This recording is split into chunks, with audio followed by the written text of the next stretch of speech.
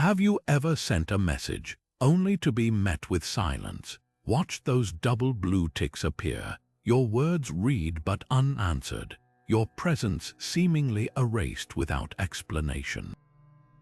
That hollow feeling in your chest, the slow dawning realization that someone you valued has chosen to disappear from your life without a word, it's a uniquely modern kind of hurt.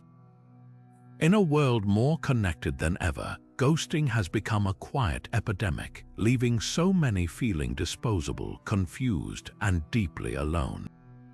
But what if I told you there's a way to not only survive this kind of rejection, but to emerge from it stronger, clearer, and utterly unshaken? What if the pain of being ghosted could become irrelevant to your sense of self-worth and inner peace? This isn't about quick fixes or mind games.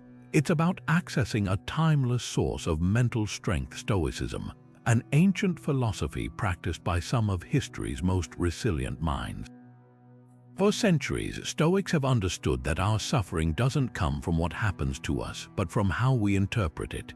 They developed powerful principles to navigate betrayal, loss, and indifference without losing their center. And today, these very tools can completely reframe how we experience ghosting, transforming it from a personal wound into nothing more than another person's choice, one that says everything about them and nothing about you. In this video, we're going to explore 25 Stoic mindsets that do exactly that. These aren't theoretical ideas, they're practical, profound shifts in thinking that rebuild your inner foundation so thoroughly that ghosting simply loses its power to hurt you.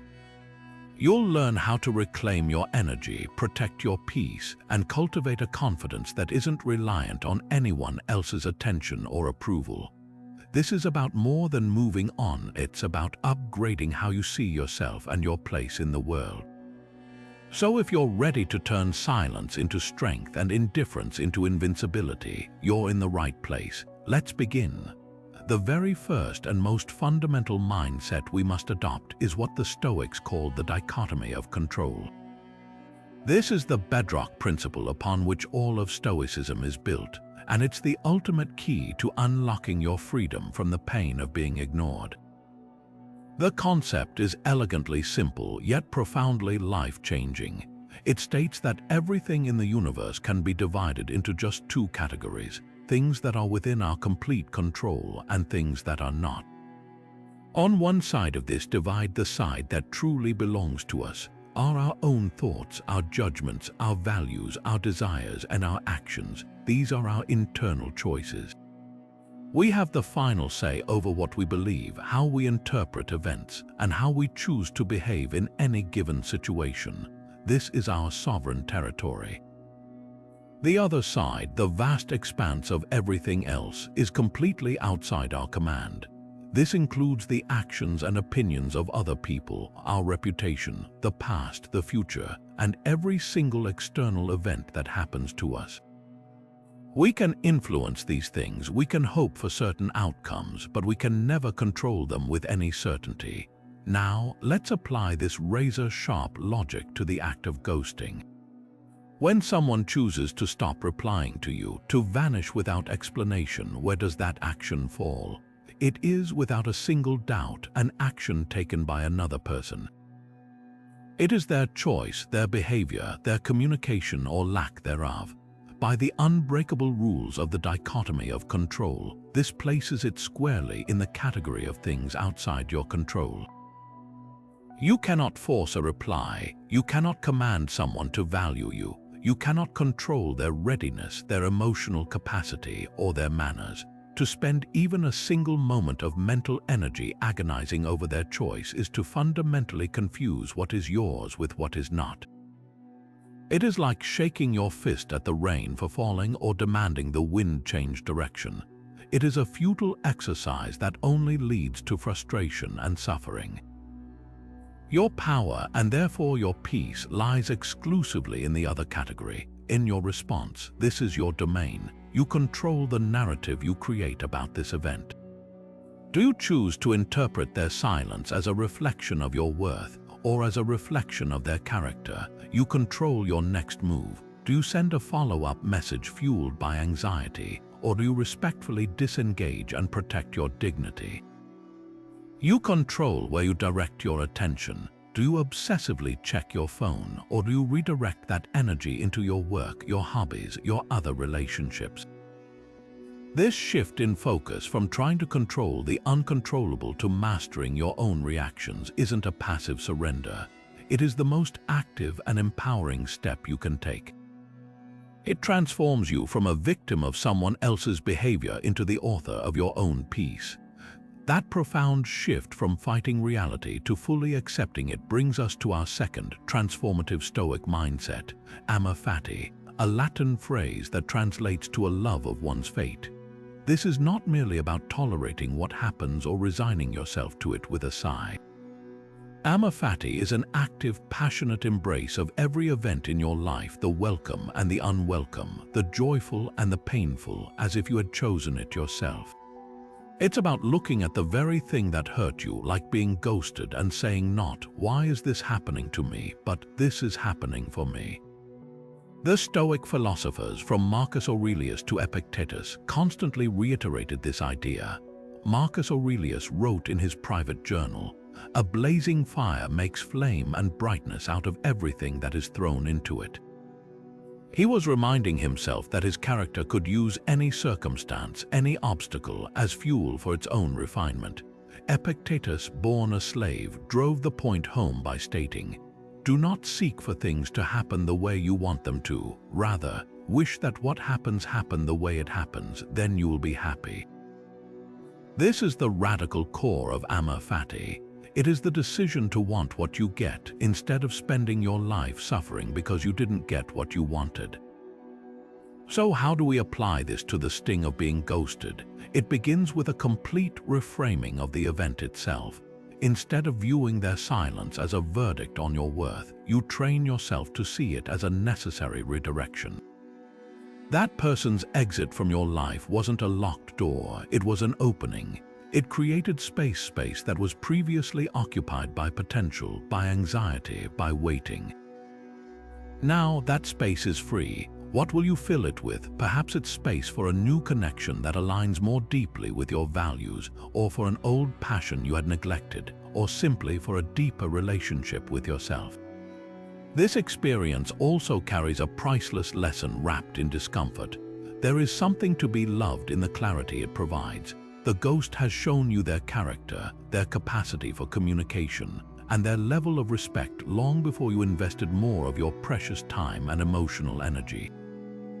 Isn't it better to know this now rather than months or years from now? Amor Fati means being grateful for that lesson, however it was delivered. It means loving the fact that you now have undeniable data about who they are, allowing you to make clearer, wiser choices moving forward. This mindset transforms you from a passive recipient of pain into an active alchemist of your own life. You take the leaden weight of rejection and you transmute it into the gold of self-respect and opportunity. You stop asking, "What did I do wrong?" and start asking, "What is this situation writing?" Their departure might feel like a rejection, but through the lens of Amor Fati, it can be received as a protection. A cosmic course correction steering you away from a path that wasn't meant for you and toward your true north. This is how you disarm ghosting, by loving the outcome so completely that it cannot possibly harm you. Now, let's move from embracing fate to a more proactive form of mental preparation, a powerful Stoic exercise known as Premeditatio Malorum, which translates to the premeditation of evils. This isn't about pessimism or expecting the worst to happen. It's about inoculation. Think of it as a vaccine for the soul. By deliberately and calmly visualizing potential challenges, setbacks, or even betrayals in advance, we build up our emotional immune system. When a difficulty we've rehearsed actually occurs, it doesn't hit us with the force of a surprise attack. Instead, we meet it with a sense of recognition, almost a practiced familiarity, which allows us to respond with clarity and composure instead of reacting from a place of raw, unprocessed shock. Imagine two different people experiencing the exact same ghosting scenario. The first person has never even considered the possibility. They're fully invested in the potential of the connection, picturing future dates and a growing relationship. When the silence descends, it feels like the floor has vanished beneath their feet. Their mind reels, scrambling for an explanation, and the emotional freefall is intense. The second person, however, is a practitioner of Stoic premeditation. While they also enjoyed the connection and were hopeful, part of their mental routine involved a gentle, rational acknowledgement early on. This is a new person. They seem wonderful and I am enjoying our interaction. However, it is entirely within the realm of possibility that this could fade. People get busy, their circumstances change, or they simply change their mind. If that happens, it will be okay, I will be okay. This isn't said with cynicism, but with the calm understanding that other people's actions are among the many things in life we cannot command. For this second person, the ghosting, if it comes, doesn't arrive as a catastrophic event. It arrives as one of the many potential outcomes they had already gently laid on the table for inspection. The disappointment is still real, but it's manageable. There's no seismic shock to the system because the foundation of their expectations was built on the solid ground of reality, not the fragile pillars of fantasy. Their internal monologue isn't "this can't be happening," but rather, this is that possibility I considered. Okay, what's the wise next step? This is the immense practical power of Premeditatio Malorum. It creates a buffer zone between the event and your reaction, giving you the precious seconds needed to choose your response from a place of strength rather than having a reaction chosen for you by surprise and pain. The beauty of this practice is that it applies to far more than just dating. The Stoics would premeditate losing their jobs, falling ill, or even the death of loved ones. This wasn't morbid, it was liberating. By staring these possibilities in the face during moments of peace, they drained them of their future power to terrify. When you have already accepted in your heart that everything you have and everyone you love is temporary, a gift on loan from the universe, you begin to cherish it all the more deeply without clinging to it so desperately. You stop taking things for granted. Applying this to human connections means you can engage with people openly and warmly, all while holding the understanding that all relationships eventually end, whether through conflict, distance, circumstance, or death. This mindset doesn't make your connections colder. It makes them more precious and your appreciation more profound because you are fully aware of their impermanent nature. When an ending does come, in whatever form, you are spiritually and emotionally prepared to accept it with grace, thankfulness for what was, and a calm heart ready for what comes next. This brings us to our fourth powerful Stoic mindset, which is to see every single obstacle not as a roadblock, but as an opportunity in disguise. The Stoics had a beautiful and incredibly resilient way of looking at the world. They believed that nothing truly good or bad happens to us externally. It is our judgment of those events that gives them power. An event itself is neutral. It just is. It is our internal narrative, the story we choose to tell ourselves about what that event means, that determines whether it becomes a source of suffering or a source of strength. Being ghosted is a perfect example of this principle in action. On the surface, it appears to be a purely negative event, a rejection, a dismissal, a silent door slammed shut. But what if we chose to see it through a different lens? What if we viewed it not as a verdict on our worth, but as a unique and valuable training ground? Think of it like this: a weightlifter doesn't build muscle by admiring the empty barbell.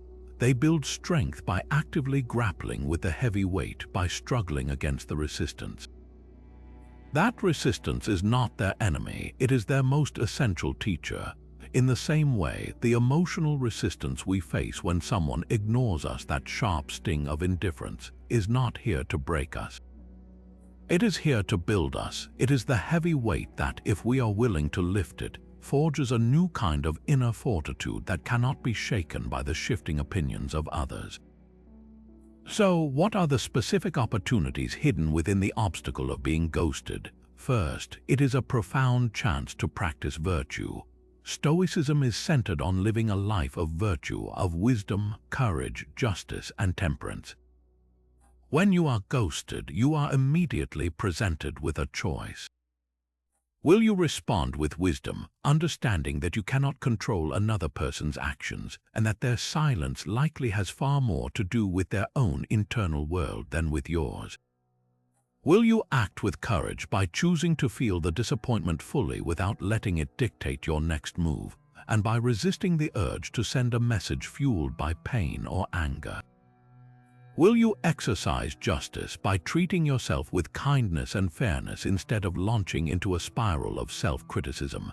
And will you demonstrate temperance by moderating your emotional response and choosing disciplined action over impulsive reaction?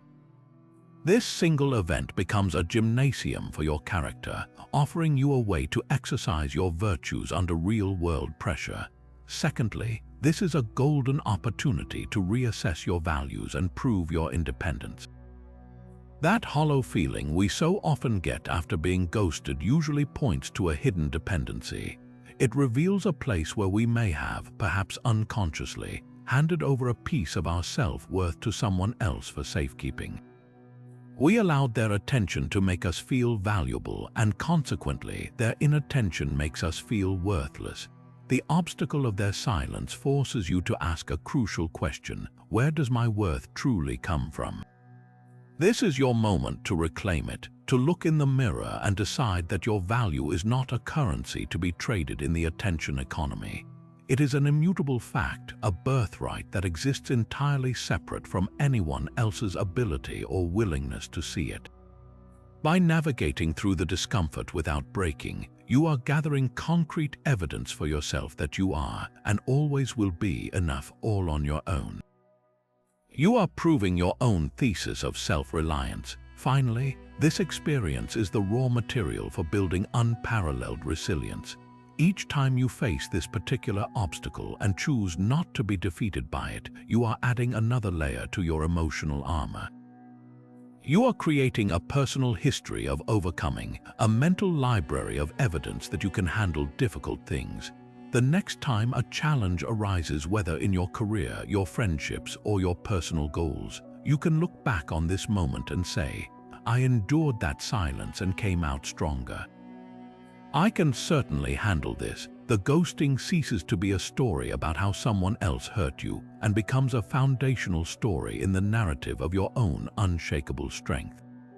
The obstacle, in the end, did not block your path. It became the path itself, leading you directly to a more resilient and self-assured version of you. This profound shift from seeking external validation to cultivating an unassailable internal compass brings us to our fifth essential Stoic mindset: the critical distinction between your character and your reputation. The ancient Stoics, from Zeno to Seneca, drew a sharp and non-negotiable line between these two realms. Your character is your inner world, the only thing that is truly, completely yours. It is the sum of your virtues, your wisdom, your courage, your sense of justice, your self-discipline. It is your intentions, your efforts, and your choices. This is your sacred domain, the one area of your life over which you have absolute and total sovereignty. Your reputation, on the other hand, exists entirely outside of you. It lives in the minds of other people. It is made up of their perceptions, their judgments, their gossip, and their often flawed interpretations of your actions. By its very nature, your reputation is not yours to control. Modern culture, especially with the rise of social media, has completely inverted this hierarchy. We are taught to obsess over our reputation, our likes, our follower count, how we are perceived by strangers and acquaintances alike. We curate a flawless external image, a performance of a happy and successful life, and we hand over our self-worth to the audience, allowing their applause or their silence to dictate how we feel about ourselves. This is a recipe for profound anxiety and fragility. When you tie your sense of value to your reputation, you are building your house on sand, because the opinions of others are as changeable as the weather. Now, let's apply this life-altering distinction to the experience of being ghosted. When someone chooses to disappear from your life, what are they actually rejecting? They are not rejecting your true inner character. They have not sat down and carefully evaluated your courage or your integrity. They are rejecting a projection, a limited and ultimately false image of you that exists solely within their own mind. This image is filtered through their own past wounds, their biases, their current mood, their unmet needs, and their personal baggage. They are essentially rejecting a character they themselves wrote for you in their own internal play. Their silence is a statement about that character, not about you. This is why their action, however painful, is ultimately irrelevant to your core self. Your character, your honesty, your kindness, your willingness to communicate remains untouched and uncompromised by their decision to walk away.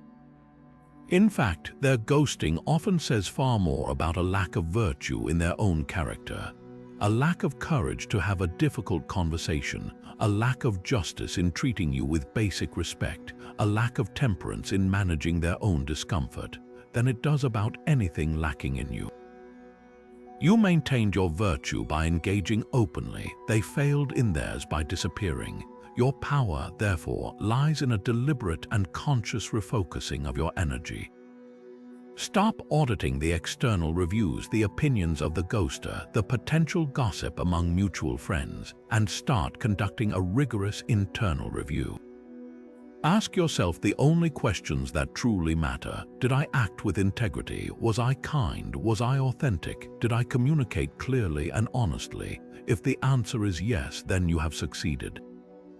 You have upheld your character. Their failure to recognize it is their loss, not yours. Your task is not to win their approval, but to live in a way that you can approve of yourself. When you know deep in your bones that you acted rightly, the silence from the other side becomes nothing more than static background noise that cannot disrupt the clear, strong signal of your own self-respect. You are no longer an actor anxiously waiting for a review. You are the playwright, the director, and the sole critic whose opinion holds any weight. The play was a success, even if one member of the audience walked out. The show, your life, goes on, and it is a masterpiece of your own making. Building on this foundation of inner strength, we now turn to a more contemplative practice, one that might seem counterintuitive at first, but is incredibly effective at immunizing us against the shock of loss. This is Mindset 6, the practice of negative visualization, or as the Stoics called it, Premeditatio Malorum, the premeditation of potential troubles.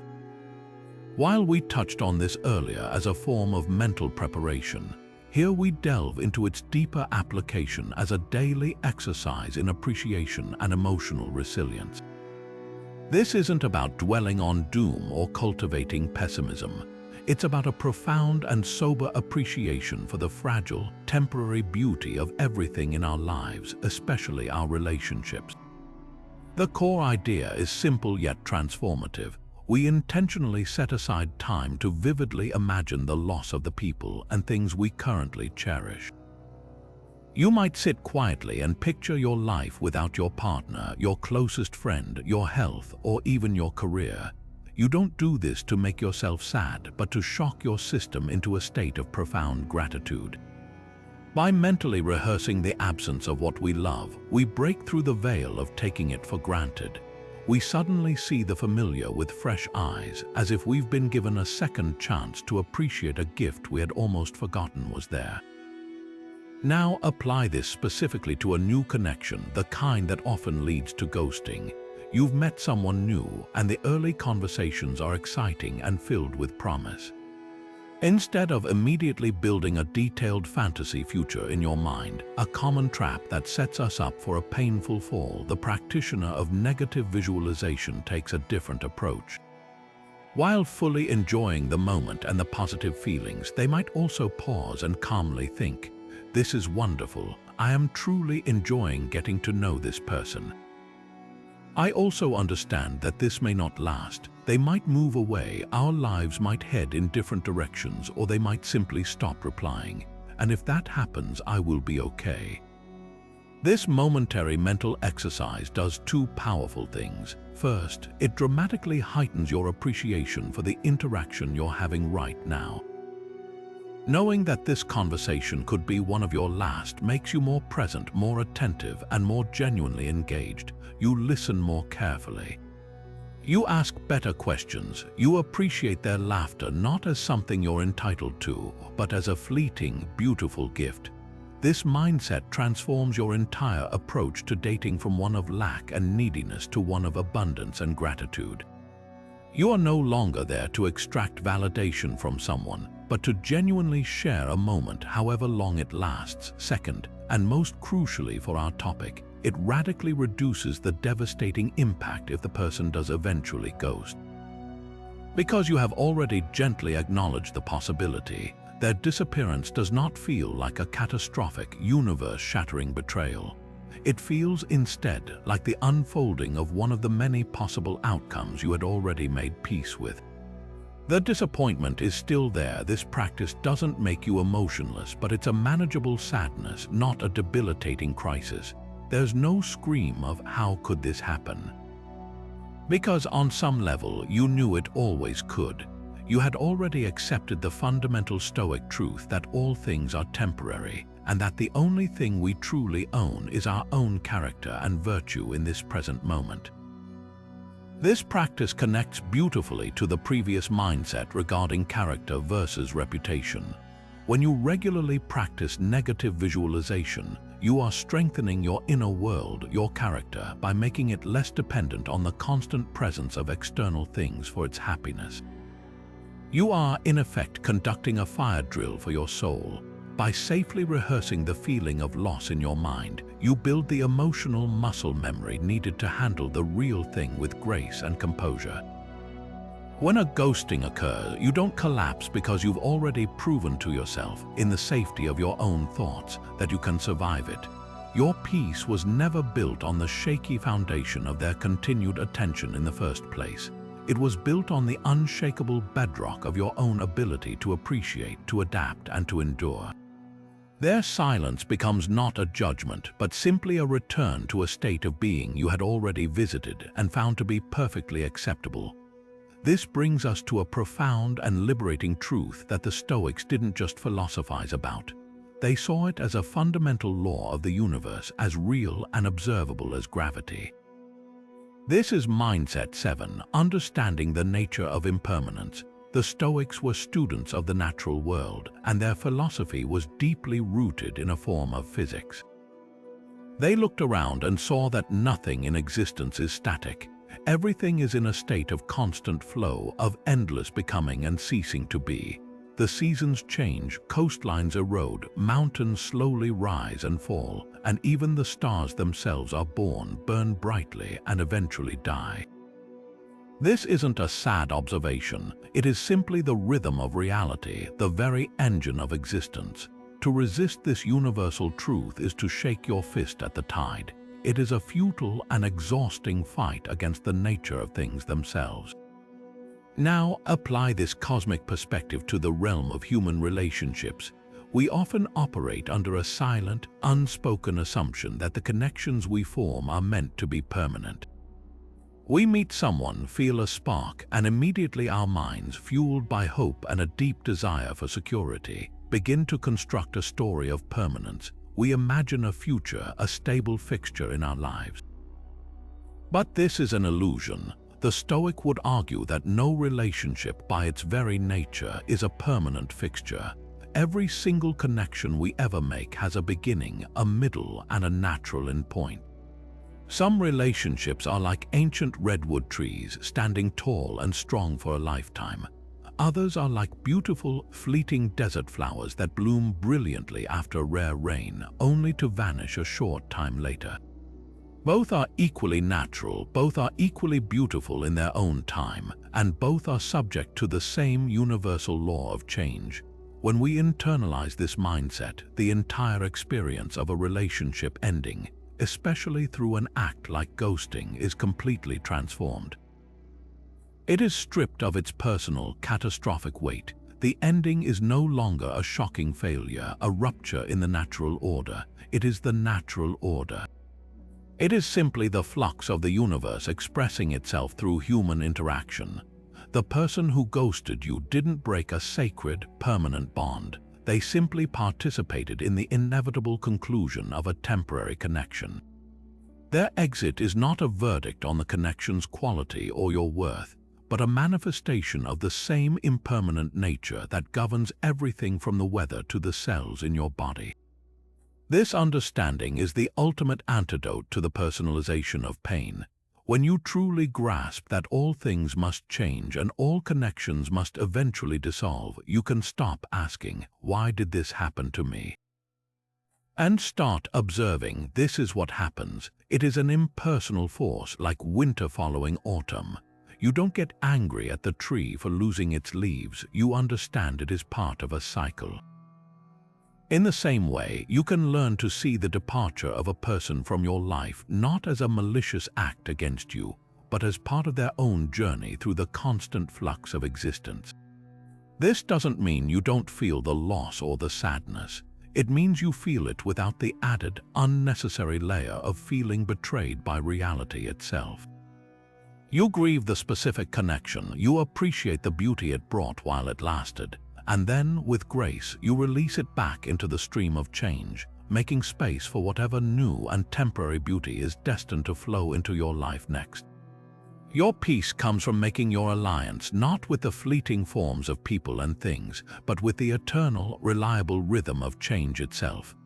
It's a natural human impulse to label things quickly, to sort the world into neat categories of good and bad, right and wrong. When someone ghosts us, that judgmental reflex kicks into overdrive. Our mind, seeking to make sense of the pain, immediately casts the other person as the villain in our story. They are rude, they are cowardly, they are inconsiderate, they are bad. This snap judgment feels satisfying in the moment. It gives us a target for our anger and seems to protect our wounded ego. But this rush to judgment, according to the Stoics, is where we often inflict the deepest wound upon ourselves. It chains us to a story of grievance and malice that may have no basis in reality, and it traps our emotional energy in a prison of resentment. The Stoics, particularly philosophers like Marcus Aurelius, offered a far more liberating alternative. They advised us to consciously suspend our automatic negative judgments. Marcus Aurelius wrote in his Meditations, "When you wake up in the morning, tell yourself, the people I deal with today will be meddling, ungrateful, arrogant, dishonest, jealous, and surly. But I have seen the beauty of good and the ugliness of evil, and have recognized that the wrongdoer has a nature related to my own, and so none of them can hurt me.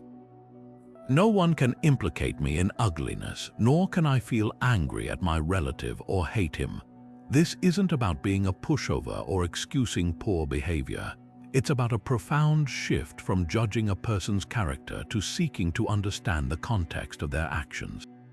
It's the difference between declaring someone a bad person and observing that they did a bad thing, likely from a place of their own internal struggle. Let's apply this powerful lens to the person who ghosted you. Instead of concluding they are simply a terrible human being, we can choose to get curious. We can consider the multitude of invisible battles they might be fighting. Perhaps they are paralyzed by their own social anxiety and the fear of a difficult conversation felt overwhelming. Maybe they are navigating a deep personal grief or a crisis at work that has consumed all of their emotional capacity, leaving nothing in the tank for a new connection. It's possible they have passed trauma from a relationship that makes vulnerability and communication feel dangerously unsafe. Or perhaps most simply and most commonly, they are just ignorant. They may not have the emotional maturity or the life experience to understand the real human impact of their silence. They might see ghosting as a harmless, easy way out, completely unaware of the confusion and hurt it leaves in its wake. This practice of understanding over judging is not for their benefit, it is for your peace. When you replace the label of villain with a more compassionate, nuanced understanding, you are not letting them off the hook. You are cutting yourself free from the hook of your own bitterness. Anger and resentment are corrosive emotions. They burn the vessel that carries them. By choosing to understand, you drain those emotions of their power. You realize their action was likely not a calculated personal attack, but a flawed human response to their own internal pressures. This doesn't make what they did right or acceptable, but it does make it comprehensible. And what we can comprehend, we can often release far more easily. We stop internalizing their behavior as a reflection of our worth and start seeing it as a reflection of their current limitations. This shift doesn't require you to send them a message of forgiveness or to ever speak to them again. It is a private, internal act of emancipation that allows you to reclaim your mental space and emotional energy, moving forward with a lighter heart and a clearer mind, unburdened by the heavy weight of judgment. This leads us to one of the most empowering and foundational shifts in perspective that Stoicism offers: the clear and unwavering understanding that your worth is not an external commodity to be awarded or withdrawn by other people. It is not something they can give you, and therefore it is not something they can take away. Your value is intrinsic, it is built-in, inherent, and immutable.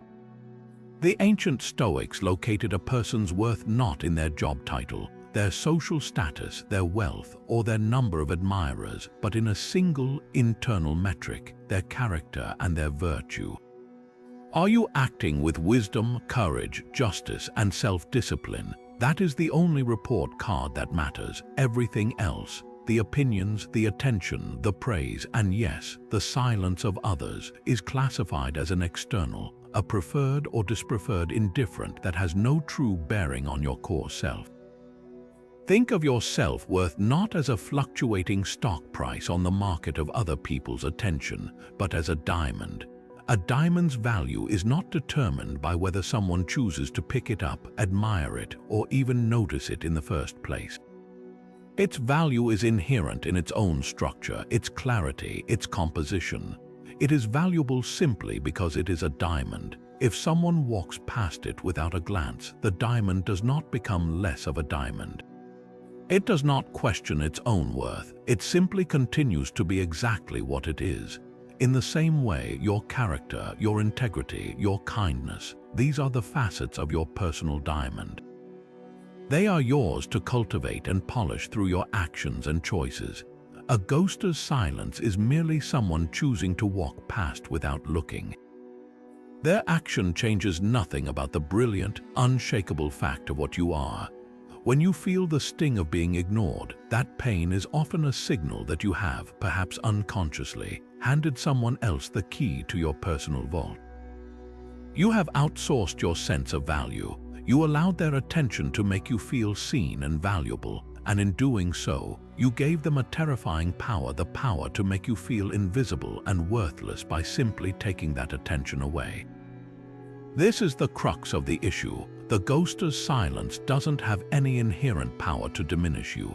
It only gains that power if you willingly hand it over, if you agree with their silent implication that you are not worth a response.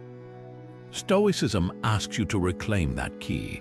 It asks you to violently agree with the premise that you have no control over their actions, and then to peacefully and confidently conclude that because you have no control over their actions can have no legitimate authority to define you.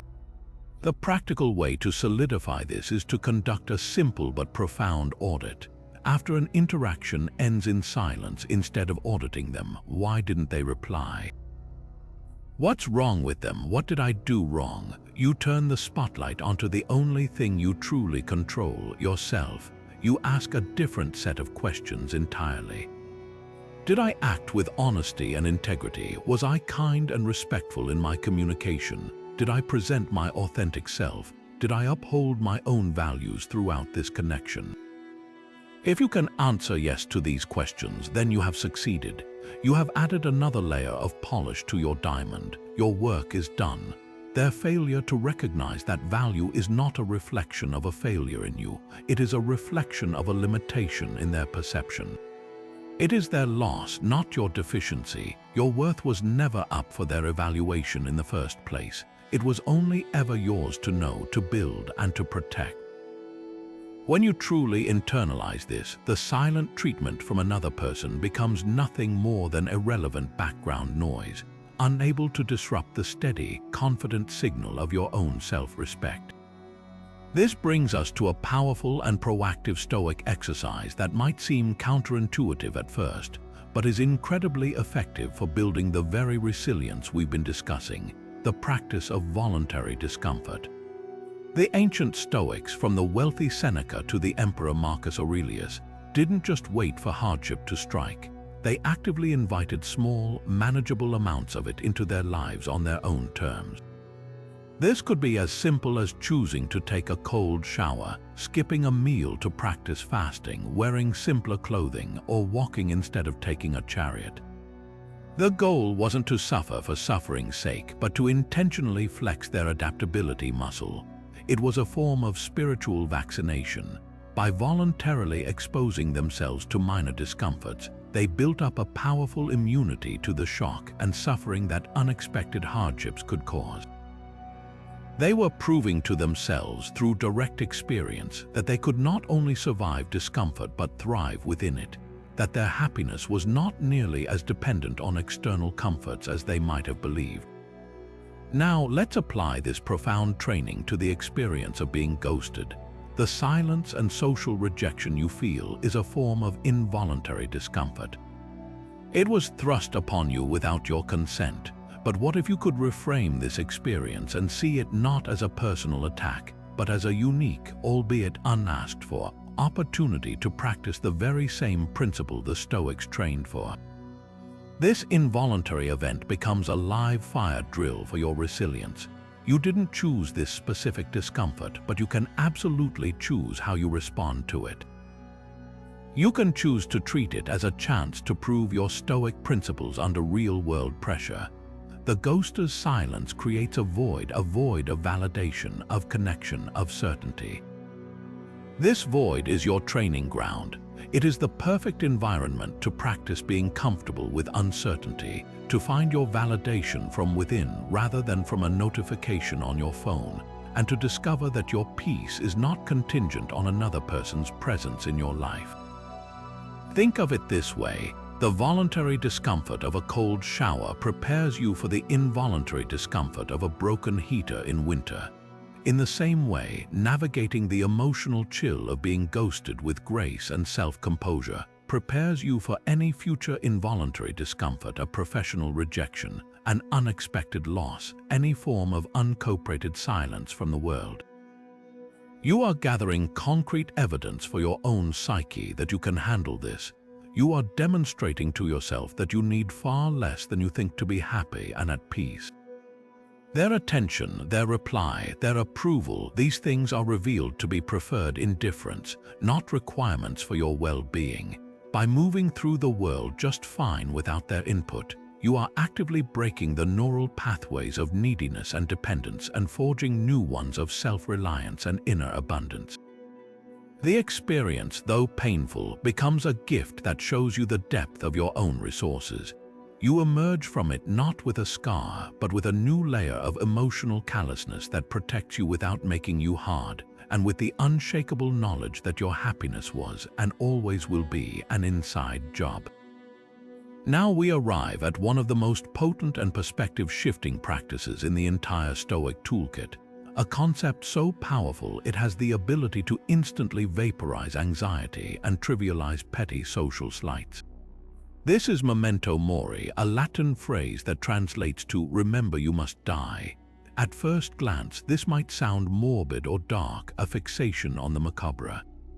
But for the Stoics, it was the exact opposite. It was a vital tool for creating a life of intense clarity, purpose, and gratitude.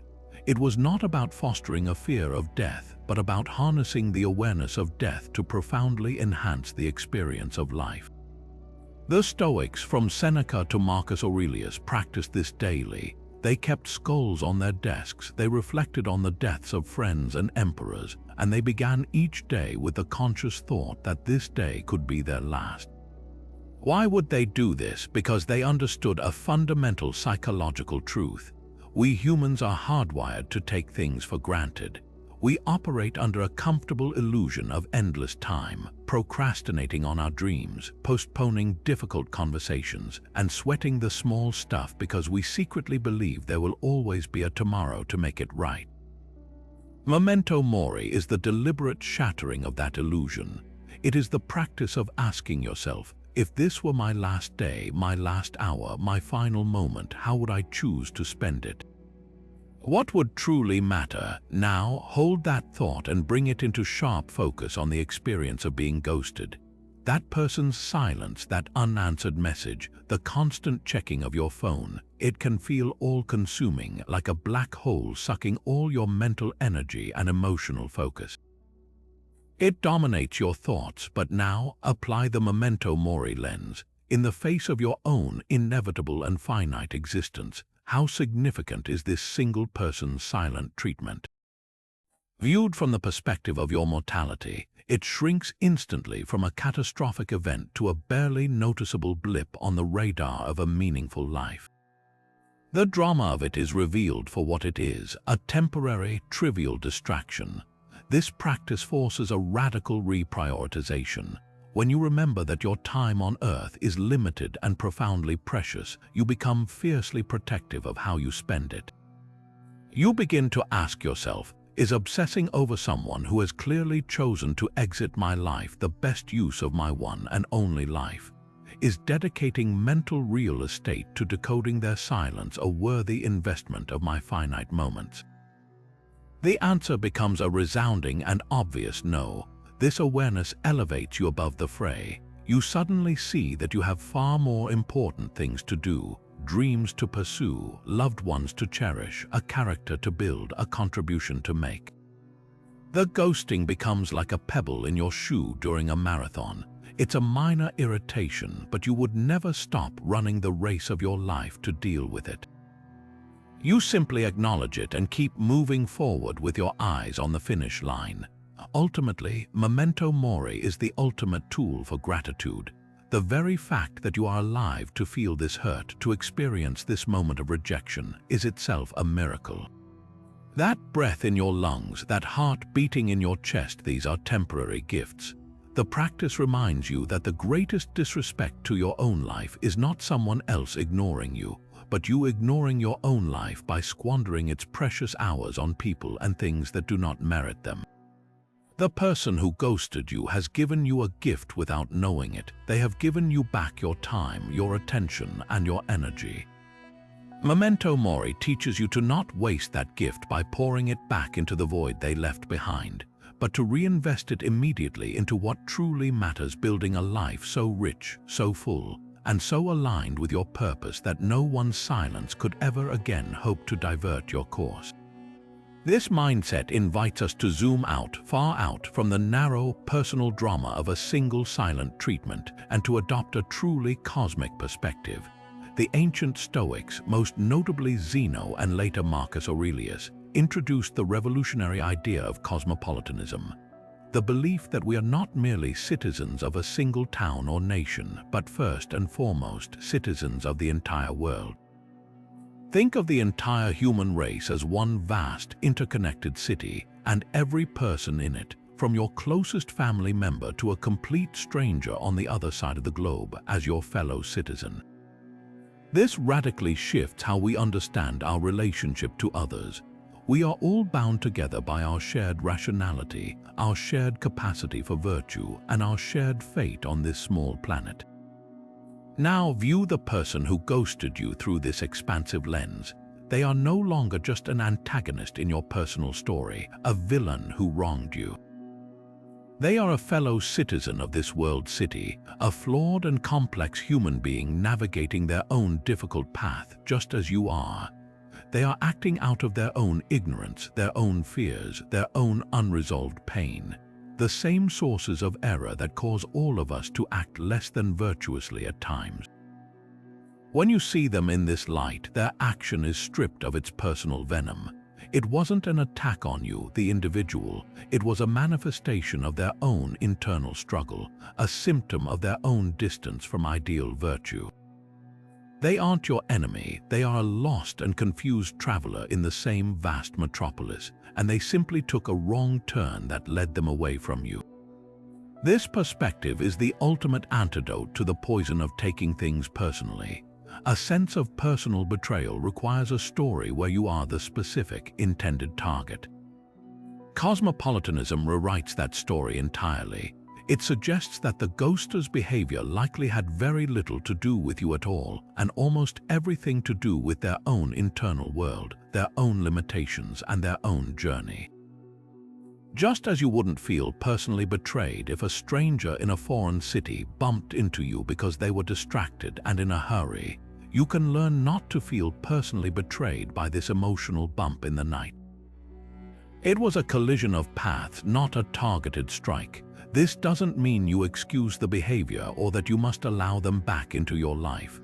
Justice is also a Stoic virtue, and that includes justice for yourself, the right to set boundaries and protect your peace.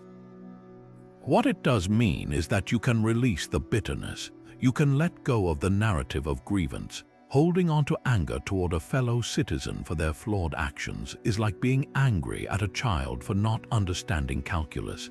It mistakes a lack of capacity for malicious intent. By embracing this worldview, you free up an enormous amount of mental and emotional energy previously spent on crafting that story of personal victimhood. That energy can now be redirected toward what truly matters: your own progress, your own virtue, and your positive contributions to the wider human community.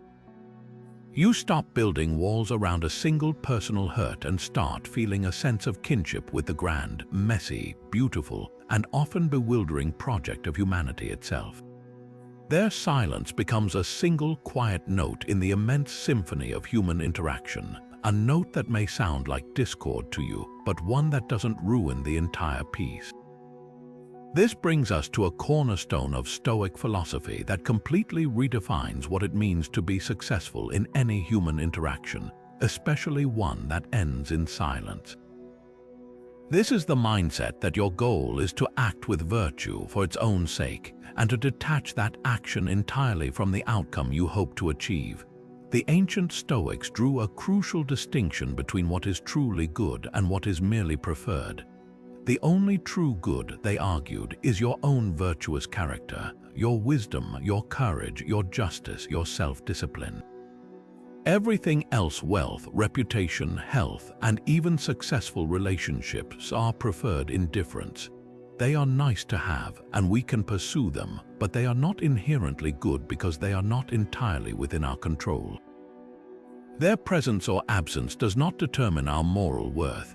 Now, apply this to the context of dating and connection. The modern, conventional goal of going on a date or getting to know someone is to achieve a specific outcome: a second date, a relationship, validation, companionship. We invest our actions with the hope of a reward. This is where we set ourselves up for immense suffering, because that outcome depends on the cooperation of another person and a universe of unpredictable variables. The Stoic goal is radically different. Your goal is not to secure the relationship. Your goal is to conduct yourself with integrity throughout the interaction, regardless of how it concludes. Did you communicate honestly and with kindness? Did you have the courage to be your authentic self? Did you treat the other person with respect and dignity? If you can answer yes, then you have already succeeded. You have achieved the only true good that was available to you in that situation. The outcome, whether it leads to a beautiful relationship or to being ghosted, is a separate matter, an external event that has no power to erase the value of the virtue you just practiced. Think of it like an archer. A Stoic archer's goal is not to hit the bullseye. Their goal is to do everything within their control perfectly, to carefully select their arrow, to stand with excellent posture, to draw the bowstring with steady strength, to aim with focused concentration, and to release with a smooth follow-through. They can control all of that. What they cannot control is a sudden gust of wind, a moving target, or a flaw in the arrow itself that they couldn't see. If they release a perfect shot and the wind deflects it, they have not failed. They succeeded in their task, which was to execute the shot with skill and virtue. The bullseye was a preferred indifferent. In the same way you can execute a perfect interaction. You can be engaging, kind, honest, and present. The other person's decision to ghost is the gust of wind, an external factor you could not control. It does not negate the quality of your shot. Your virtuous action remains complete and valuable in itself. This is why the ghoster's silence feels so personally damaging when we are attached to outcomes, because we mistakenly believe their action has the power to invalidate our effort. We think, I was so kind and open and I got nothing in return. My effort was wasted. This is a fundamental error in accounting. The kindness was not a currency you spent to purchase their attention. It was a virtue you practiced for its own sake. The value of that practice is deposited directly into your character, making you a wiser, kinder, more courageous person regardless of what happened externally. Their ghosting cannot reach into your character and remove that deposit. It is yours to keep forever. When you internalize this, you are freed from the anxiety of results. You can enter every interaction not as a salesperson desperately trying to close a deal, but as an artist focused solely on the integrity of your craft. You become more authentic, more relaxed, and more attractive because you are no longer seeking something from the other person. You are simply expressing who you are, and that expression in itself is the entire point. This brings us to one of the most empowering and practical metaphors in all of Stoicism, a concept that gives you a visceral sense of your own mental sovereignty. Marcus Aurelius, the philosopher emperor, repeatedly referred to it in his private writings, the inner citadel. Picture your mind not as an open field, vulnerable to every passing storm, but as a formidable, impenetrable fortress. This fortress has high, thick walls, a single gate, and you alone hold the keys. Inside these walls is your peace, your values, your self-worth, your equanimity, the very core of who you are. The outside world, with all its chaos, its opinions, its unpredictable events, exists beyond the walls. This includes the actions of other people, and yes, this includes someone choosing to ghost you. Their silence is an external event. It happens out there in the world. It is a piece of data, a fact. A message was sent and no reply was received. On its own, that fact has no power, no meaning, and no emotional charge. It is neutral. It simply is. The pain, the confusion, the anxiety, these do not come from the event itself. They are only created when you, the guardian of the gate, make a critical decision. You hear the commotion outside the walls, you interpret it as a threat, and you choose to swing the gates wide open. You invite the turmoil inside by the judgments you attach to that silence.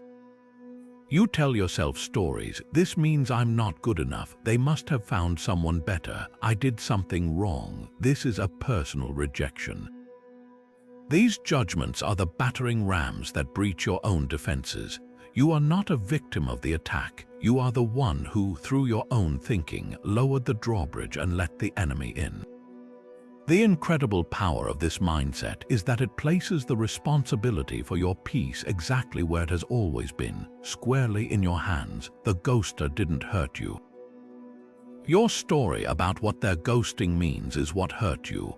This is the ultimate reclaiming of agency. You realize that you have been granting a single piece of external data to the authority to dictate your inner state, and you can revoke that authority at any moment. The next time you feel that familiar sting, you can pause and conduct a quick audit. Where is this pain coming from? Is it from their silence, or is it from my interpretation of their silence? You will always find it is the latter. This realization is the moment you become the guardian of your citadel. You can look at the fact of their silence, acknowledge it without drama, and then consciously choose not to weave a catastrophic narrative around it. You can decide, this is what happened, I do not know why, and I do not need to know why to maintain my peace. Their choice is outside my walls, it does not get to come in. You then turn your attention back to the things you are curating within your fortress, your own growth, your passions, your serenity, and you simply close the gate. Think of the most powerful, graceful athlete you've ever seen, a gymnast, a martial artist, a dancer. Their incredible strength and poise did not appear overnight. They were forged in the grueling, repetitive, and often painful hours of practice. They willingly subjected their bodies to resistance, to strain, to failure, all for the purpose of growth. The Stoics propose we adopt this exact same attitude toward our emotional and psychological lives. Life is not meant to be a smooth, obstacle-free path of ease. It is a gymnasium for the soul. Every difficulty we encounter, from a minor irritation to a profound heartache, is not a malicious attack from the universe, but a carefully selected piece of equipment designed to train a specific part of our character. Being ghosted is one of these perfect, if painful, training apparatuses. In the moment, it feels like a failure, a rejection, a cold stop. But through the Stoic lens, it is an opportunity to lift a heavier weight than you've ever attempted before. The emotional resistance you feel, that hollow ache, that urge to seek answers, that blow to your self-esteem is the weight. Your choice to respond with wisdom, courage, and self-respect is the rep. Each time you consciously choose not to spiral into self-pity, not to send an angry or pleading message, not to obsessively check your phone, you are completing one more repetition. You are quite literally building the neural and emotional muscle memory for resilience. This experience is training you to be patient with outcomes you cannot control. It is conditioning you to find validation within yourself rather than begging for it from others. It is teaching you the profound difference between your inherent worth and someone else's inability to see it. The beauty of this mindset is that it completely reframes the purpose of the event. The goal is no longer to avoid the pain or to somehow magically get the person to reply. The goal becomes to use the pain as your teacher. You start to ask different questions. Instead of, "Why is this happening to me?" you ask, "What is this preparing me for? What virtue is this situation inviting me to practice?" Perhaps it's training your patience for a future career setback. Maybe it's strengthening your courage for a difficult conversation you need to have with a family member. It could be building your resilience for any of life's inevitable future disappointments. By viewing the setback as training, you transform from a passive victim of circumstance into an active athlete in your own development. You stop seeing the ghoster as someone who took something from you and start seeing them as an unwitting sparring partner who gave you the chance to become stronger, wiser, and more emotionally robust. The silence didn't break you, it tempered you. And just like an athlete who leaves the gym sore but stronger, you walk away from this experience not with a scar but with new power. Now we move from the fortress of the self to a breathtaking view of the entire cosmos. The Stoics had a word for this profound sense of universal connection, sympatheia. This is the unshakable belief that everything in the universe is woven together into a single, rational, and interconnected whole. Think of it as a vast, intricate tapestry. Every thread, every color, every single knot is essential to the complete picture. A storm in the ocean influences the rainfall on a mountain, which feeds a river that nourishes a valley. A decision made by a leader in one country sends ripples that affect the economy of a village on the other side of the world. Nothing happens in a vacuum. Every event is both a cause and an effect in an endless, beautiful chain of being. When you apply this cosmic lens to the personal event of being ghosted, the entire experience shifts. Their silence is no longer an isolated act of malice aimed directly at you, a singular bolt of lightning from a clear blue sky. It is merely one small knot in the grand tapestry. To understand it, you must pull back and see the countless other threads that led to that moment. Perhaps the person who ghosted you was reacting to a painful conversation they had with their parent the night before. That parent might have been stressed about a financial decision influenced by global market trends. Those markets could have been swayed by a political speech given by a leader who was shaped by their childhood experiences. The web of cause and effect is infinite and ultimately rational in its own complex way. Their action was not random. It was the inevitable outcome of a trillion prior causes stretching back to the beginning of time. This perspective is the ultimate antidote to personalization. It allows you to remove your ego from the center of the story.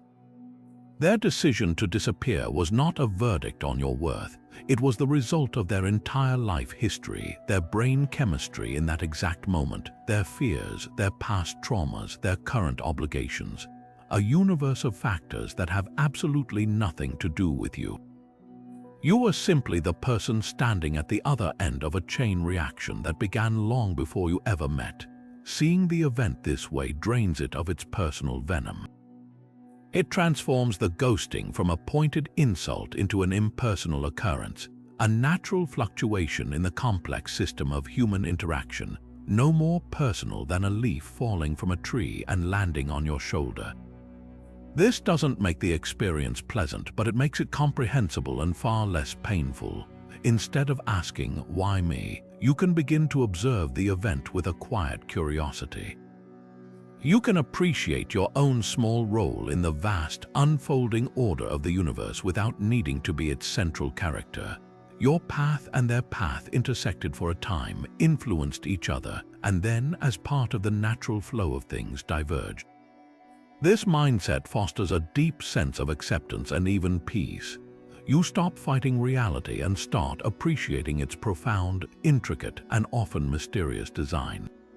You realize that the same universal logic that allows for beautiful connections also allows for silent endings, and you learn to accept both with equanimity, trusting that you are always and in all ways a part of the whole. Now, let's draw one of the most crucial and liberating distinctions in all of Stoic practice, a line in the sand that separates a natural human experience from entirely optional misery. This is the powerful difference between pain and suffering, the initial sting of being ghosted, that first cold splash of realization that someone has chosen silence, that is the pain. It is an instinctive, biological, and psychological reaction.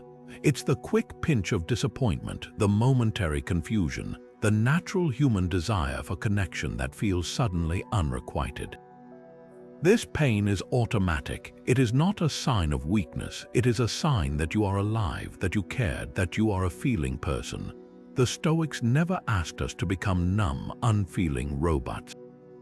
They were deeply in touch with human emotion. What they railed against was not the initial pain, but everything we choose to add to it after the fact.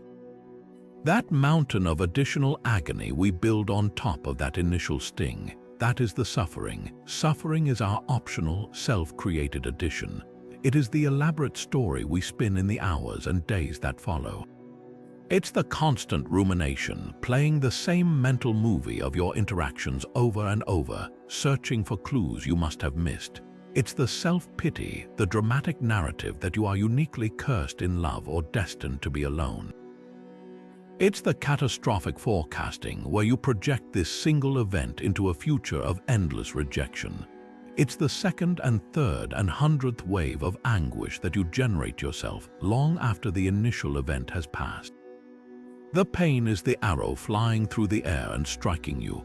The suffering is you picking up the arrow and plunging it into your own chest again and again, wondering why it still hurts. Stoicism provides the mental tool to stop this self-inflicted wounding. It teaches us to accept the first arrow with grace and to absolutely refuse the second. The practice is one of radical acceptance followed by disciplined redirection. When that initial pain hits, you acknowledge it fully. You say to yourself, "Yes, this hurts. This is disappointing. I feel this sting of rejection." You allow the feeling to be there without judgment, without immediately trying to fight it or drown it out. You give it a moment of respectful attention, as you would a minor physical ache, and then, before your mind can grab onto that pain and start constructing its tower of suffering, you make a conscious choice. You recognize that the event itself is over. What happens next in your internal world is now entirely up to you. This is where you exercise your Stoic virtue. You refuse to fuel the stories. When you catch yourself beginning to ruminate, you gently but firmly redirect your attention. You might ask, is this line of thinking useful? Does it change what happened? Does it serve my peace? The answer is always no. You then pivot your focus to what is within your control, your next action. You could channel that energy into a project that brings you a sense of accomplishment. You could reach out to a friend who values your presence. You could go for a walk and simply observe the world around you. Each time you choose a life-affirming action over a destructive thought pattern, you are voting for your own peace. You are proving to yourself that while you cannot always control the first arrow of pain, you have absolute sovereignty over whether you choose to inflict the 1,000 subsequent arrows of suffering. Your well-being is not determined by the silence of another, but by your courageous refusal to echo that silence within your own mind. We all know that rush, that little spark of dopamine when a notification pops up on our phone. It's a text back from someone we like, a like on a post we shared, a compliment from a coworker. For a moment, it feels wonderful. We feel seen, appreciated, validated. But how long does that feeling truly last? And what happens when that external source of approval is suddenly taken away? When the texts stop coming, the likes dry up, and we're left with only silence. This is the fundamental difference between a house built on sand and a fortress built on bedrock. The Stoics understood this distinction thousands of years ago, and it forms the core of this next mindset. The conscious, deliberate pursuit of internal validation over the addictive but fragile high of external validation. External validation is like sugar. It provides a quick, intense burst of energy and good feeling, but it's immediately followed by a crash. It's entirely dependent on forces outside of yourself. You are handing over the keys to your emotional state to other people, to algorithms, to the unpredictable whims of the world. You are essentially saying, my sense of worth today depends on you giving me a sign that I am worthy. This is an incredibly precarious way to live. It makes your self-esteem a yo-yo, constantly jerked up and down by events you cannot control. When someone ghosts you, they aren't just withdrawing their communication. They are, if you've built your house on this sand, withdrawing your very sense of value. The resulting crash isn't just disappointment. It's a full-blown existential crisis because you've allowed an external event to define an internal truth. Internal validation, by stark contrast, is the slow-burning, sustaining energy of a nutrient-rich meal. It doesn't come from a quick hit. It is built patiently, day by day, through the consistent practice of virtue. It is the deep, quiet knowledge that you are living in alignment with your principles. The Stoics asked one simple question to measure this: did I act with wisdom, courage, justice, and self-discipline today? Your validation comes from your honest answer. Did you do the right thing even when no one was watching? Did you treat others with respect even if they didn't deserve it? Did you have the courage to be your authentic self even when it felt risky? When you can answer yes, you deposit a permanent unit of worth into your own internal account. No one can ever access that account but you. No one can freeze it, withdraw from it, or devalue it. It is yours, and its value is determined solely by your own actions. Let's make this practical. Imagine two different people experience the exact same ghosting scenario. The first person's self-worth is tied to external validation. Their internal monologue sounds like this: they're not replying. That must mean I'm boring. I shouldn't have said that one thing last Tuesday. They probably found someone funnier and more attractive. I am not enough. Their entire sense of self is being dictated by another person's silence. The second person, who has practiced building internal validation, has a completely different internal response. Their monologue is, their silence is disappointing. I enjoyed our conversations. However, I know that I showed up with kindness. I was engaging and thoughtful, and I communicated with honesty. I upheld my values throughout our interaction. Their choice to disappear is a reflection of their own journey, and it does not change the fact that I acted rightly. I am still the same person of character I was before I ever met them.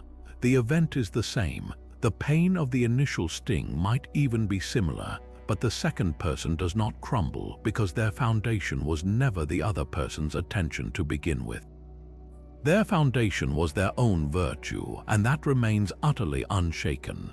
Cultivating this internal source of strength is a daily practice. It starts with shifting the questions you ask yourself at the end of the day. Stop asking, "Did people like me today?" and start asking, "Did I like how I showed up today?" Stop looking for evidence of your worth in other people's words and start collecting evidence from your own actions. Keep a mental ledger of moments you acted with integrity. The time you told the truth even though it was difficult, the time you chose to be kind to someone who was rude, the time you walked away from a temptation that didn't align with your values. This is the currency of internal validation. The more you accumulate, the richer and more secure you feel. The opinions of others, whether they are glowing praise or silent indifference, simply become background noise. They can be appreciated or acknowledged, but they no longer have the power to determine the weather inside your own soul. You are no longer a beggar hoping for scraps of validation from the outside world. You are the sole, secure owner of an infinite internal supply. Nothing in life comes with a pre-assigned label of good or bad stamped upon it. The event itself is completely neutral, a blank canvas. It is our judgment, our interpretation, and most importantly, our response that paints the picture and assigns the value. The Stoics took this a step further, proposing that every single thing that happens to us without exception is simply raw material. It is inert matter, like a block of marble delivered to a sculptor's studio. The marble itself isn't a masterpiece or a disaster, it is pure potential. The final product, whether it becomes a thing of beauty or a pile of rubble, depends entirely on the skill, intention, and virtue of the sculptor. You are that sculptor, and the experience of being ghosted is not a verdict on your work. It is simply your next block of marble. Think about that for a moment. The silence from the other side is not inherently painful. The pain is generated by the story we tell ourselves about what that silence means. But what if we dropped the story entirely and just looked at the event as a neutral fact? A message was sent, no reply was received, that's the data. Now what will you, the virtuous sculptor, create with this material? Will you use it to carve a monument to your own resentment, chiseling away with the tools of self-pity and anger? Or will you use it to shape a testament to your own character, practicing patience with the sharp tools of disappointment, honing your self-control against the urge to react, and polishing your courage to accept things you cannot change? This is where the philosophy becomes intensely practical. Being ghosted provides you with a unique and powerful workout for your core virtues. It is a gymnasium for your soul. Let's break down the specific equipment available in this gym. The silence itself is an opportunity to practice profound patience. The patience to wait without desperation, the patience to accept that not all questions will be answered, and the patience to trust in the unfolding of your own life without this person's presence. The confusion and hurt invite you to practice forgiveness. Not necessarily for the other person's sake, they may never know, but for your own peace. Forgiveness here is the act of releasing the burden of the story, of deciding that you will not carry the weight of their action any further. It is setting down a heavy bag you've been needlessly carrying. Perhaps the most demanding piece of equipment is the one that trains your self-control. The urge to send a follow-up message, to seek closure, to demand an explanation, or to lash out can feel overwhelmingly powerful. It feels like an itch that absolutely must be scratched. But here, in this moment, with this raw material, you have a choice. You can scratch the itch for momentary relief, or you can practice the disciplined art of non-reaction. You can choose to let the urge rise, acknowledge its presence, and then consciously decide not to act upon it. Each time you do this, you are not just avoiding a text, you are building the muscle of self-mastery. You are proving to yourself that you are not a slave to your impulses, that your actions are chosen, not merely reactions. And finally, this entire experience is a call to courage. It takes courage to feel the sting of rejection without letting it define you. It takes courage to sit with the uncomfortable uncertainty of not knowing why. It takes immense courage to turn away from the drama of the event and turn inward toward your own growth. By choosing to use this material to build your virtues, you are performing the ultimate act of alchemy. You are taking a base metal, something that could easily be perceived as negative and toxic, and you are transforming it into gold. The gold of a stronger, more resilient, and more virtuous character. The event hasn't changed, the facts are the same, but you have changed it by changing your relationship to it. You have taken what was handed to you and you have used it to create something genuinely good, a better version of yourself. The ghosting didn't happen to you, it happened for you as fuel for your evolution. Living according to nature is perhaps the most central and defining tenet of Stoic philosophy, but its meaning is often misunderstood. It has nothing to do with moving to a cabin in the woods or only eating organic food. For the Stoics, to live according to nature meant to live in accordance with your own highest nature as a rational, social human being, and in harmony with the greater, rational nature of the universe itself. It is the ultimate blueprint for a good life, and it offers a profoundly stabilizing lens through which to view the irrational behavior of others, including the act of ghosting. Your highest nature, as the Stoics saw it, is your capacity for reason and your innate drive for community and cooperation. You are hardwired for logic and for connection. This is your default setting, your natural state of being. When you are acting with wisdom, courage, justice, and self-discipline, you are in full alignment with your own nature. You are like a tree growing strong and tall toward the sun, fulfilling its purpose. However, a crucial part of living according to nature involves a clear-eyed acceptance of a fundamental truth. Not everyone is living in alignment with their own nature all the time. Many people operate from a place of confusion, fear, pain, or ignorance. They are like trees stunted by poor soil or twisted by harsh winds. They are not growing toward their own highest potential. Their irrational actions are a symptom of this internal disharmony. When someone ghosts you, they are acting contrary to the social, cooperative nature of a rational human being. A fully rational, virtuous person would have the courage to communicate with honesty and kindness, even if the message was difficult. Ghosting, by its very definition, is a failure of this rational, social virtue.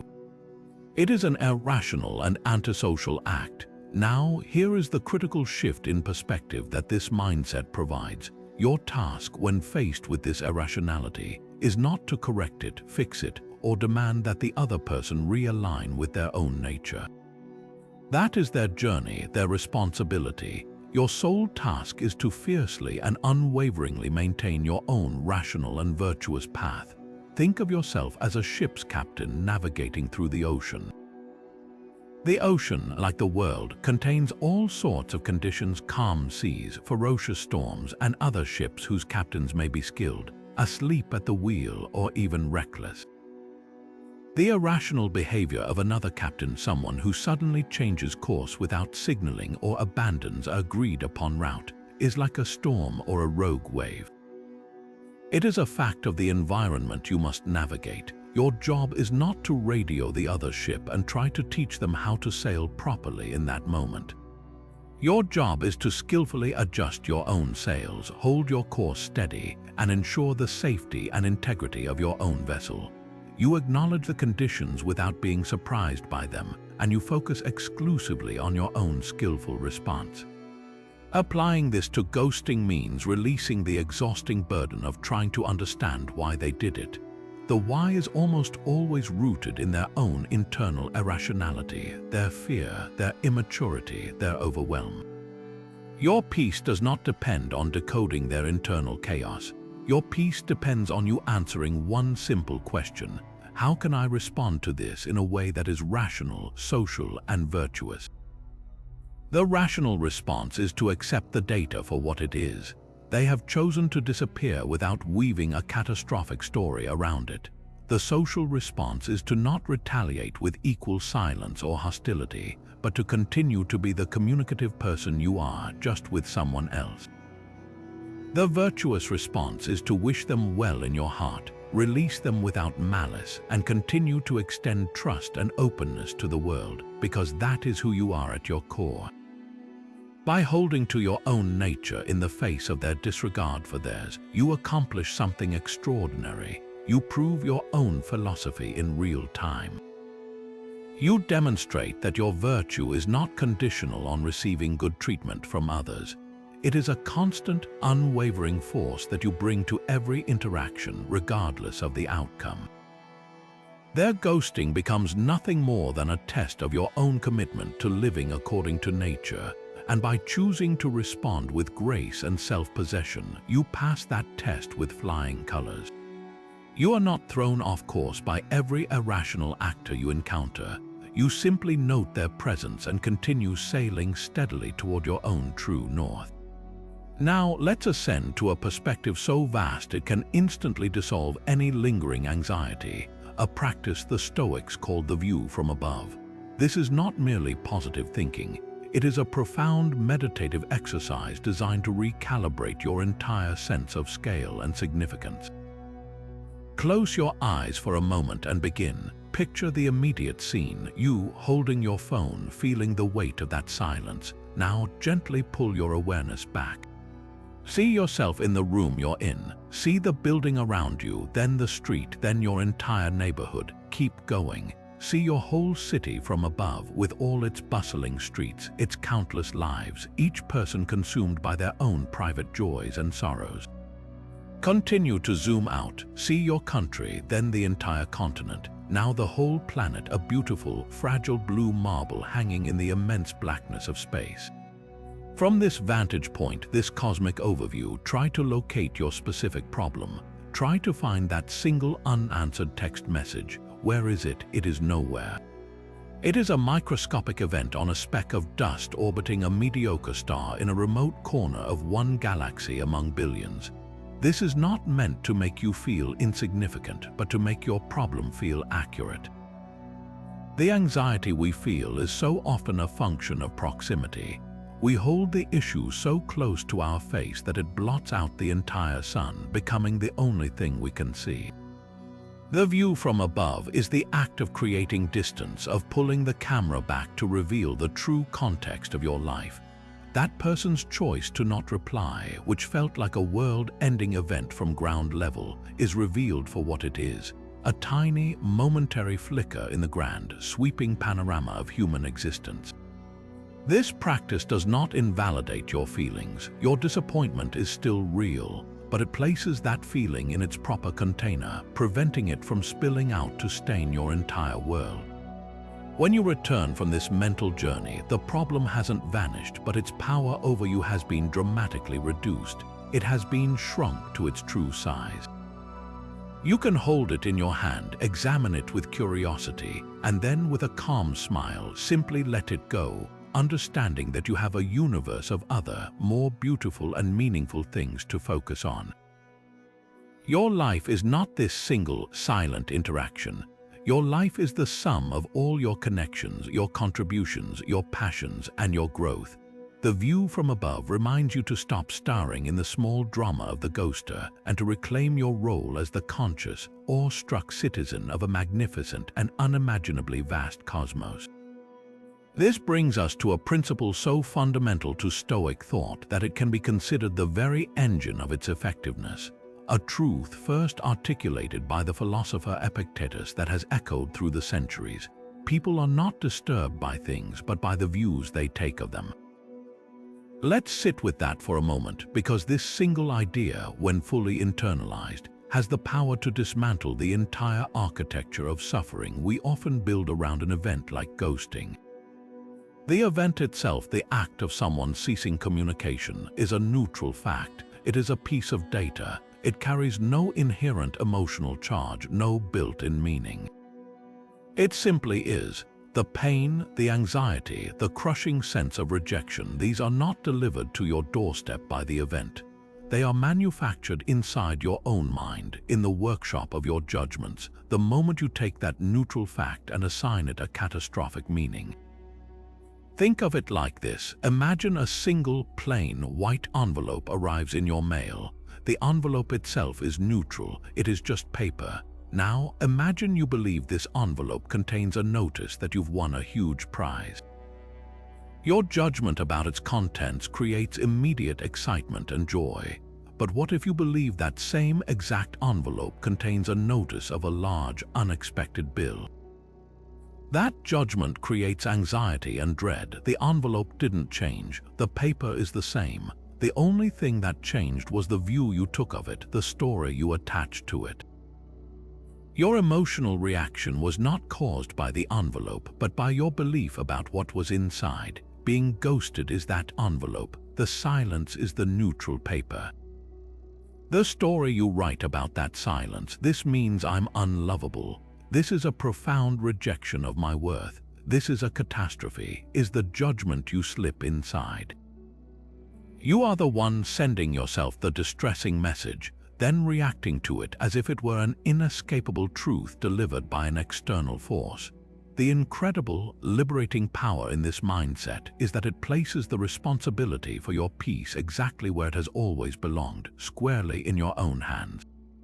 It means the ghoster did not harm you. They merely performed an action. You can only be harmed if you believe, deep down, that their action has the legitimate authority to define your reality and your worth.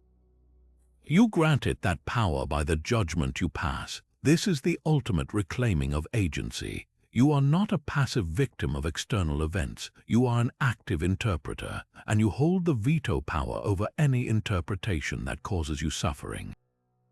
The moment you can separate the raw event from your story about the event, you create a tiny but crucial gap, a space for freedom.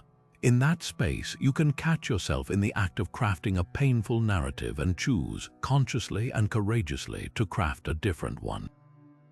So what does this look like in practice? It starts with becoming a detective of your own thoughts. When you feel that familiar sting of being ignored, pause. Instead of getting swept away by the feeling, get curious about the thought that immediately preceded it. You'll almost always find a judgmental belief. You might hear your mind saying, their silence means they never really cared. That is the judgment. That is the story you are telling yourself. Now challenge it.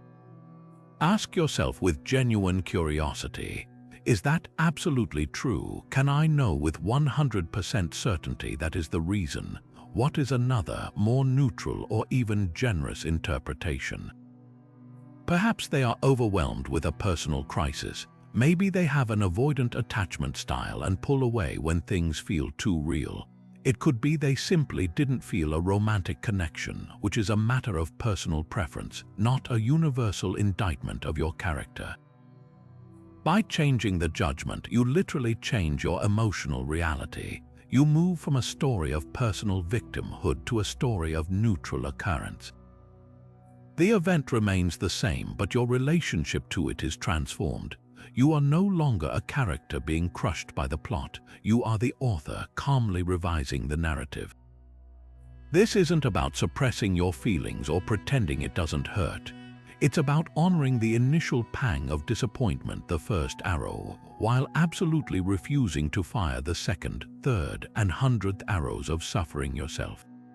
The harm was never in the silence. It was always in the meaning you assigned to it. And since you are the sole creator of that meaning, you hold the power to uncreate it, to dissolve the harm at its source, leaving you not with a scar, but with a profound and unshakable sense of your own interpretive power. Choosing your response wisely is where all these mindsets converge into a single, decisive moment of power. It's the ultimate application of Stoic principles, transforming you from a passive reactor into an active, conscious author of your own story. The concept is simple to understand but profound in its impact. Between any external event, the stimulus, and your reaction to it, there exists a gap. It might be a split second or it might be a few days, but that space is the fertile ground of your freedom. It is in that gap that your character is forged. A reactive, untrained mind barely notices this gap. It feels the sting of being ghosted and immediately lashes out, spirals into anxiety, or begs for answers. Its response is automatic, dictated by the primitive wiring of the brain that interprets social rejection as a literal threat to survival. A Stoic mind, however, trained through the practices we've discussed, does something radically different. It steps into that gap. It creates a moment of pause, a sacred space for choice. It is within this pause that you reclaim your sovereignty. Think of it as a mental command center. An alert comes in, message read, no reply received. The reactive mind, operating on autopilot, immediately sounds the alarm, triggering panic protocols and launching emotional missiles. The Stoic mind, however, acknowledges the alert and calmly says, "I see the data. Now let's assess our options." This is not suppression of emotion, it is the conscious management of it. You feel the disappointment, that's the first arrow, the unavoidable pain, but then you pause, you breathe, you ask yourself the pivotal Stoic questions. What is within my control here? Their actions are not. My response is, what would a wise and virtuous person do? What action would best protect my dignity and my peace? From this place of conscious choice, your options are not limited to just two: chase them or collapse. They expand into a spectrum of dignified, self-respecting possibilities. Perhaps the wisest, most virtuous response is noble silence. This is not the silence of pouting or playing games. It is the silence of profound understanding. It is the quiet recognition that their choice to disengage is their final communication, and any further attempt from you would be an unwelcome intrusion into their space and a violation of your own self-respect. It is the strong, silent closing of a door on your end, not out of bitterness, but out of a clear-eyed acceptance of reality. You match their energy not with pettiness, but with peace. Alternatively, your chosen response might be one final, dignified message. This is not a message fueled by emotion, not a plea for explanation or an accusation of hurt. It is a statement of your own values, sent for your own closure. It could be as simple and powerful as, "I noticed our conversation has faded. I've enjoyed our chats and wish you the very best on your journey." Then you truly let go. This kind of message serves a dual purpose. Firstly, it allows you to exit the interaction on your own terms, demonstrating the very communication and respect that was withheld from you. You get to define the ending by upholding your character, regardless of their actions. Secondly, it acts as a final piece of data. If they don't reply to that, your understanding is complete. There is no more ambiguity to fuel your rumination. The path forward is clear. The true victory, the ultimate freedom, is not which option you choose, silence or a final message, but the fact that you chose it. You were not hijacked by your amygdala. You did not hand over the controls of your behavior to someone else's poor manners. You responded from a place of principle, not from a place of pain. This is how you make ghosting irrelevant. You render it powerless because it cannot force you to act out of character. It cannot make you desperate. It cannot make you angry. It cannot make you small. It can only present you with a set of circumstances, and you alone get to decide what those circumstances mean and how you will proceed. Every time you choose your response wisely, you are not just dealing with a ghoster. You are building a stronger, more resilient, and more virtuous self, one conscious decision at a time. This relentless focus on choosing your response brings us to a practice that is both incredibly simple and profoundly difficult, a state of being that is always available to us yet so easily overlooked, the power of the present moment. The Stoics understood that the human mind is a time-traveling machine, and this incredible gift is also the primary source of our suffering. We spend vast amounts of our mental energy dragged backward into the past, replaying conversations we can no longer change, analyzing every word and gesture for clues we must have missed. What did I say last Tuesday that made them lose interest? If only I had waited to send that second message. This is the torture of rumination, the act of trying to solve a mystery that is already closed, trying to rewrite a chapter that has already been published. Simultaneously, we are just as often catapulted forward into a terrifying and entirely fictional future. We take a single event, a silence, and we use it as the foundation to build an entire catastrophe. This means I'm going to be alone forever. No one will ever understand me. I'm destined to keep getting hurt like this. This is the agony of anticipation, of suffering pains that do not yet exist and may never come to pass. The Stoic philosopher Seneca put it perfectly when he said, "We suffer more often in imagination than in reality." The present moment is the sacred, solid ground that exists squarely between these two tormenting illusions. It is the only place where life is actually happening, and crucially, it is the only place where you have any agency whatsoever.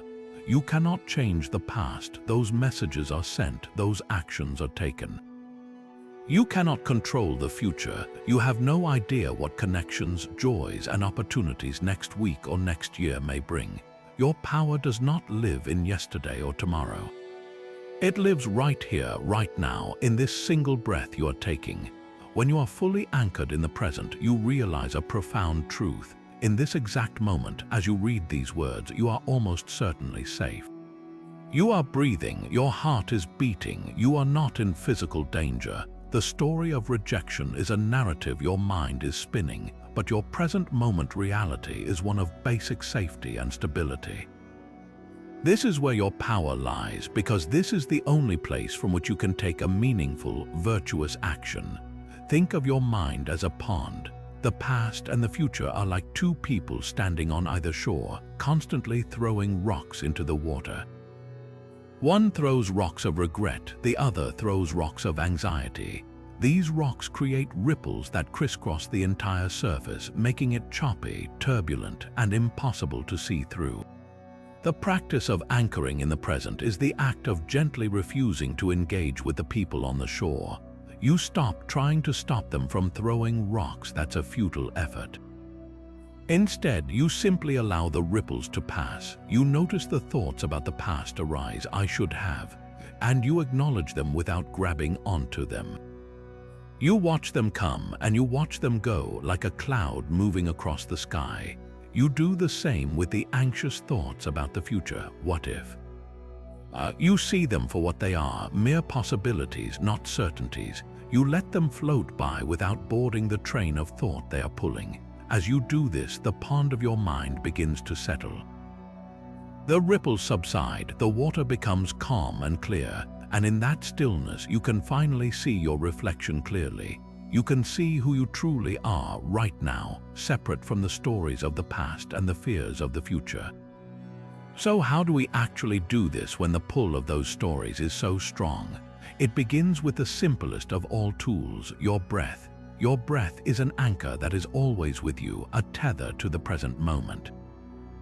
When you find yourself spiraling into the past or future because of a ghosting, you can consciously bring your attention to the physical sensation of breathing.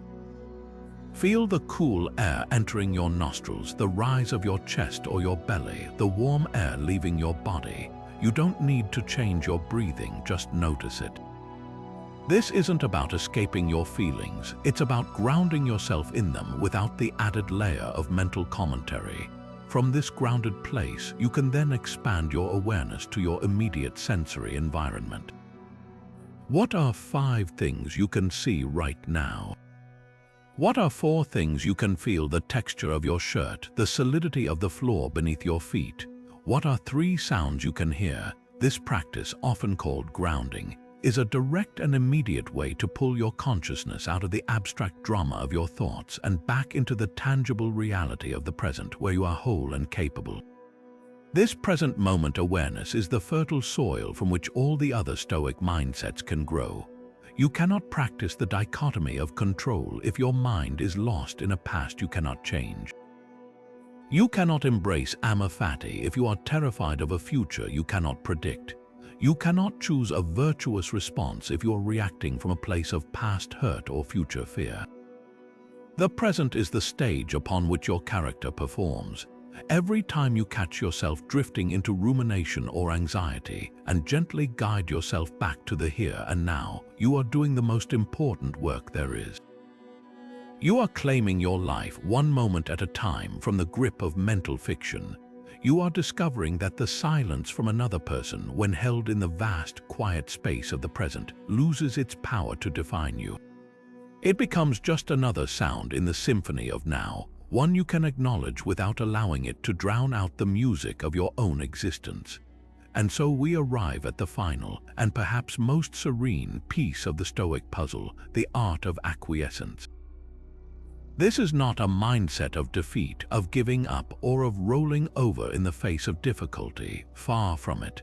Acquiescence is the ultimate expression of wisdom and strength. It is the active, conscious, and graceful decision to stop arguing with reality. Think of it this way: reality is like a strong, steady river flowing in a certain direction. You are standing in that river. You can choose to stand there facing upstream and use all your energy to fight the current, shouting at the water for flowing the way it does. You will exhaust yourself, you will become frustrated, and the river will keep flowing exactly as it was, completely indifferent to your struggle. Or you can take a deep breath, turn around, and begin to swim with the current, using its flow to navigate toward your own chosen destination. The river hasn't changed, your relationship to the river has. That is acquiescence. When it comes to ghosting, the raw, unchangeable reality is this: a person you were communicating with has chosen to stop. That is the current of the river. The pain we experience almost never comes from this simple fact itself. It comes from the immense energy we waste fighting it. We wage a silent war in our minds, wishing it were different, replaying scenarios to find a different outcome, mentally composing messages that could change their mind. We are essentially trying to command the river to flow uphill. This internal struggle, this refusal to accept what is the true source of our prolonged suffering. Acquiescence is the moment you lay down your arms in that internal war. It is the profound and liberating sigh of saying to yourself, "It is what it is." They are gone, this happened.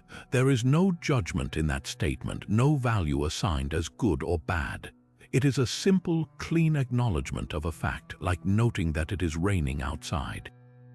You wouldn't spend an hour being angry at the rain. You would simply acknowledge it and then decide to carry an umbrella or stay indoors. Acquiescence is your emotional umbrella. This is where the crucial distinction lies. Acquiescence is not passive resignation. Resignation says, "This happened and I am defeated by it. There is nothing I can do." It is a state of helplessness. Acquiescence, in the Stoic sense, says, "This happened. It is now a part of my reality. Given this new reality, what is the next right, virtuous step I can take?"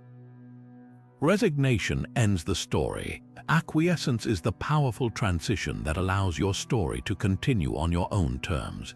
It is the pivotal moment where you stop focusing on what you cannot control, their presence, their explanation, their validation, and you redirect your entire focus to what you can absolutely control, your response, your values, and your next action. You accept the chapter they ended, not because you wanted it to end that way, but because you cannot write on a page they are holding. You accept it, you close the book on that particular volume, and you open a fresh, blank page that is entirely yours to fill. Your energy, once spent on the futile fight against the past, is now freed up to build a future that is resilient, dignified, and aligned with who you truly are. What we've explored together today is far more than a simple list of tips for getting over someone. These 25 Stoic mindsets represent a complete operating system for the soul, a philosophical toolkit designed to forge an inner fortitude so resilient that the external world, with all its ghosting, its rejection, its unpredictability, simply loses its power to disrupt your core peace. This isn't about building a wall around your heart. It's about building an unshakable foundation within it, so you can engage with the world openly, lovingly, and courageously without fear of being shattered by its inevitable storms. We've journeyed from the fundamental dichotomy of control, understanding what is truly ours to command, to the cosmic perspective of sympatheia, seeing ourselves as part of a vast, interconnected whole. We've learned to reframe obstacles as training grounds, to find our validation within rather than begging for it from without, and to see every event, no matter how painful, as raw material for building virtue. This is the true meaning of making ghosting irrelevant. It becomes irrelevant not because you become cold or indifferent to connection, but because you become so secure in your own worth, so anchored in your own character, that another person's silence can no longer act as a referendum on your value. Their choice to disappear becomes a footnote in your story, not the title of your book. The transformative power of this practice lies in its cumulative effect. Each mindset is a single brick in the construction of your inner citadel. On its own, a single brick might not seem like much, but when laid together with intention and consistency, they create a fortress of self that cannot be breached by external events. You move from a state of reactivity, where your emotions are tossed about by every change in the social weather, to a state of profound responsiveness, where you meet each moment with clarity, choice, and virtue. This is the ultimate freedom Stoicism offers, the freedom to choose your response, to author your own narrative, and to find a peace that is not dependent on everything going right, but on you being right with yourself regardless of what goes wrong. This is how you turn the lead of rejection into the gold of self-mastery. Your journey doesn't end when this video does. In many ways, it's just beginning. This ancient wisdom is not meant to be merely admired, but to be lived and practiced. I strongly encourage you to dive deeper into Stoicism. Read the letters of Seneca, the meditations of Marcus Aurelius, the discourses of Epictetus.